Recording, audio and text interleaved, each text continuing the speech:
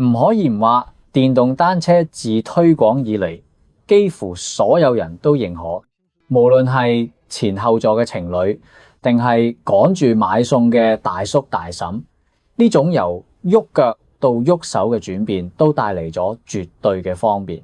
但係電動單車通常俾人貼上體積大、重量大、安全性低、續航力差嘅標籤，甚至摸偷電單車、電池養你都已經成為現今嘅網絡熱話。近呢幾年，電動單車除咗續航里程同埋駕駛體驗之外，都冇乜大更新。咁造型輕便、指紋解鎖，又有衛星定位嘅電動單車，係咪只係喺科幻電影入邊先有呢？答案梗係否定嘅。睇過《黑超特警組3》嘅朋友仔，對韋史密夫揸獨輪車追外星人嘅情景肯定唔陌生。大家係咪覺得呢種獨輪車好型格？係咪都想親身試下操作？小編夠膽保證，揸呢種車出街，回頭率一定100%。其實呢種獨輪車都唔算係咩新嘢。早喺上個世紀20-30年代，各種天馬行空嘅獨輪電單車就已經成為時尚潮流，蔚然成風。1932年9月，普韋斯揸住一架獨輪車嚟到英國薩里嘅韋布里奇。不過佢睇落更似一個巨大嘅車胎。喺內燃機技術逐漸成熟之後，形形色色嘅技術狂人就開始將呢個動力十足嘅大鐵陀裝喺各種嘢上面。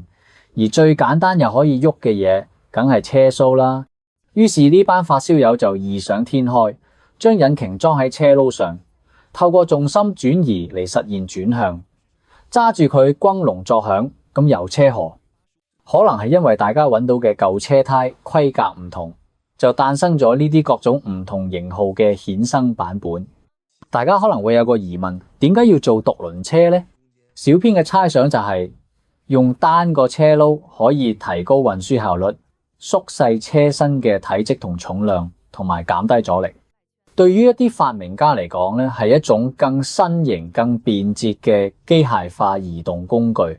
不過對於另一啲人嚟講，佢就係一種玩具，一個創新。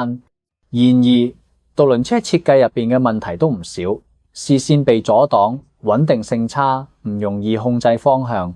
由於獨輪車嘅駕駛者需要依靠重力保持垂直，如果架車加速或者減速太快，駕駛者就會喺車轆入邊打轉，好似滾輪入邊嘅寵物鼠咁。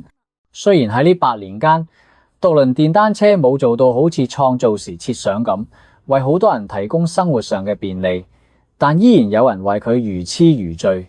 喺呢班人之中，美國人 Kerry McLean 可能係最出名嘅一個。作為一個資深嘅狂熱電單車迷，開瑞將一台別克 V8 引擎砌咗入個車轆入邊，打造咗一架世界上最勁嘅獨輪電單車 Rocket Roadster， 最高時速甚至可以衝破80公里。仲通過咗美國相關法規，可以喺路上合法行駛。從此以後 Kerry 就一發不可收拾，唔單單係自娛自樂。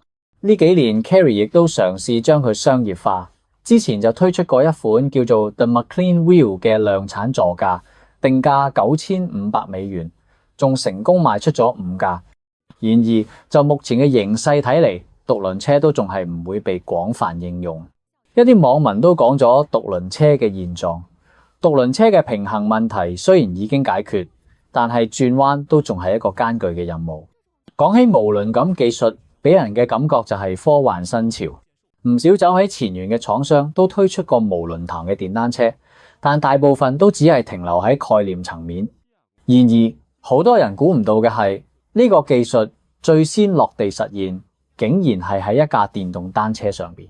2021年4月，Benno 公司喺 Indiegogo 上發佈咗一款擁有無輪車模嘅產品，佢哋就好似將兩架獨輪車拼埋一齊，設計成單車嘅樣，將驅動裝置放喺兩個無輪車模中間，喺提高呢類車嘅實用性之餘，未來科幻感亦十足。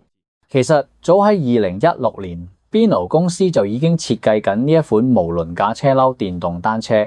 喺2017到2019年，經過外觀優化、內部測試同埋路面測試等不斷升級，先至誕生咗 Revo。由外觀睇，Revo 最大嘅特點就係佢嘅無輪嘅車絲設計，車轆直徑27.5寸，兩輪軸距44.6寸，總高度約1米，頂住兩個碩大嘅無輪中前後轆。Revo 本身就係前衛嘅代名詞，造型上亦全部採用簡潔嘅設計，鋁合金車架配搭複合材料嘅車身，將電氣結構全部收埋。黑色磨砂質感嘅外殼既低調又充滿神秘感。Revo 獨特嘅美感好大一部分嚟自佢嘅無輪乃車轆，呢種空心車轆挑戰咗現有工程技術，賦予 Revo 黑科技嘅未來感。車胎唔再依賴中央輪框同輪腹，而係沿住輪網喺軸承上旋轉，可以抵抗嚟自各個方向嘅衝擊，輕微變形都可以輕鬆復原。據講呢個車轆已經申請咗專利。當然呢種空心設計自然俾設計團隊睇中咗，佢哋將呢個位置設計成另類嘅儲存空間。車轆上面帶有扁平掛鈎，可以順住掛鈎安裝一個袋，入邊放一啲隨身小物件。前後轆都可以掛，當然你都可以選擇唔掛，就等佢型格咁空置。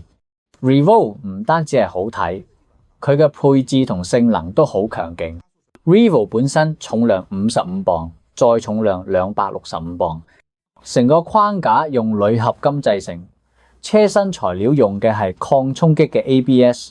佢仲配備咗強大嘅電動傳動系統，最高時速可以達到40公里。